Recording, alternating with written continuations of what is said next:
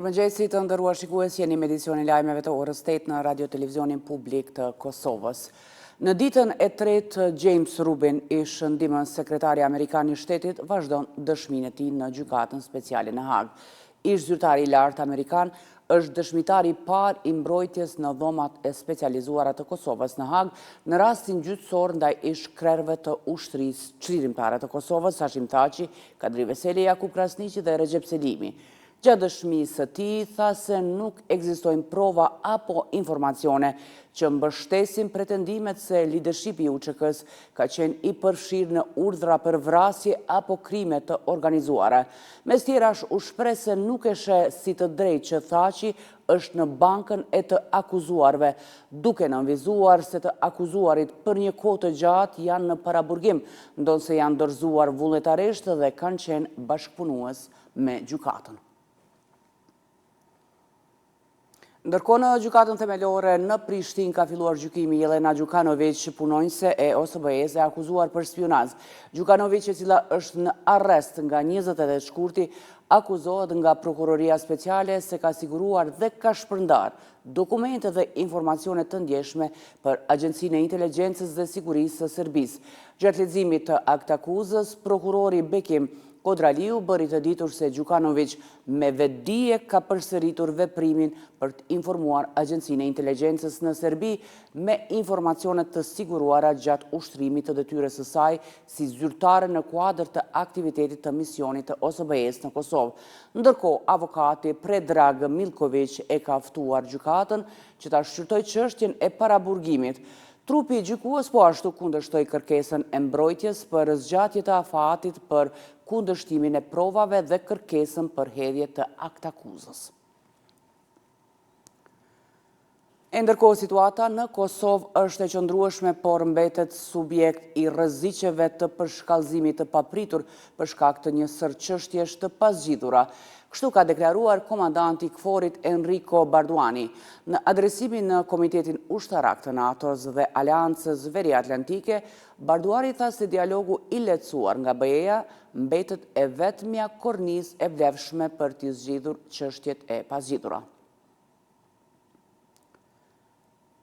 Ndërsa Shqipëria dje ka bërë edhe një hap drejt antarësimit në BE në Bruksel, kryeministri i Shqipërisë ka hapur edhe 4 kapituj të ri të negociatave për antarësim në Bashkimin Evropian. Komisionarja e BE-s për zgjerim Marta Kos ka bërë të ditur se gjatë këtij viti do të hapen edhe 5 kapituj të mbetur. Kryeministri shqiptar Edi Rama ka siguruar se Shqipëria do të vazhdojë angazhimin maksimal për të përmbushur objektivat. Me hapjen e 4 kapitujve të rinj, tashmë Shqipëria ka çuar në 28 numrin e kapitujve të hapur.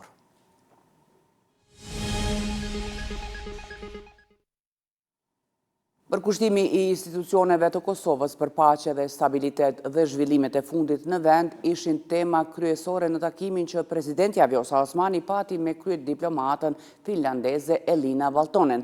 Osmani ka ritheksuar përkushtimin e Kosovës për bashkëpunim të ngushtë me OSBE-n në procesin e reformave transparencës institucionale dhe të drejtave të njeriut.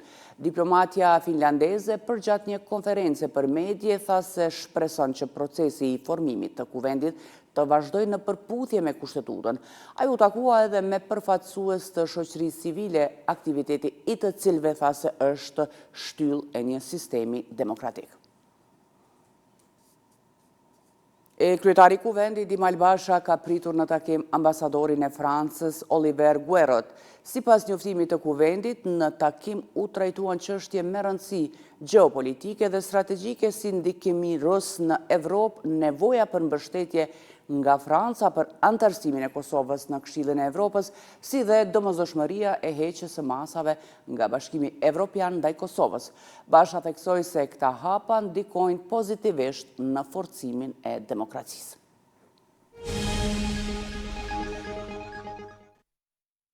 Edicione vazhdoj me një lajm nga bota, përderisa presioni ndërkombëtar mbi Izraelin vazhdon të rritet, është bërë ditur se forcat izraelite kanë kryer një seri sulmesh në portin e Jemenit, ku sipas Tel Avivit u shënjestrua caqet të Huthive. Aeroplanët izraelit kanë kryer një seri të sulmeve në portin Hodeida të Jemenit, ku sipas Tel Avivit u goditën caqe infrastrukturore të cilat kanë lidhje me Huthit, që ende arrin të nisin sulme sporadike kundër Izraelit. Edhe pse Tel Avivi thot se caqet e shënjestruara kanë pasur funksion ushtarak, Huthit kanë thënë se si pasojë këtyre sulmeve është vrarë një numër i civilëve dhe se janë dëmtuar prona dhe anije të cilat nuk kanë lidhje me kryengritësit.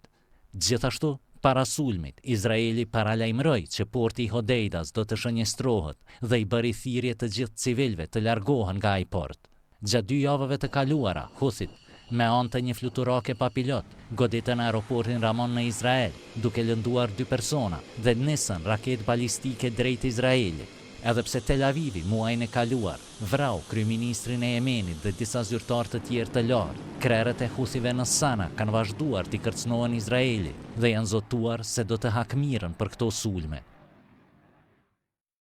Të nderuar shikues, të gjitha informacionet mund t'i gjeni në rrjetet tona sociale dhe në rtklive.com. Ne ju falenderojmë për vëmendjen tuaj dhe mirupafshim në edicionin e orës 9.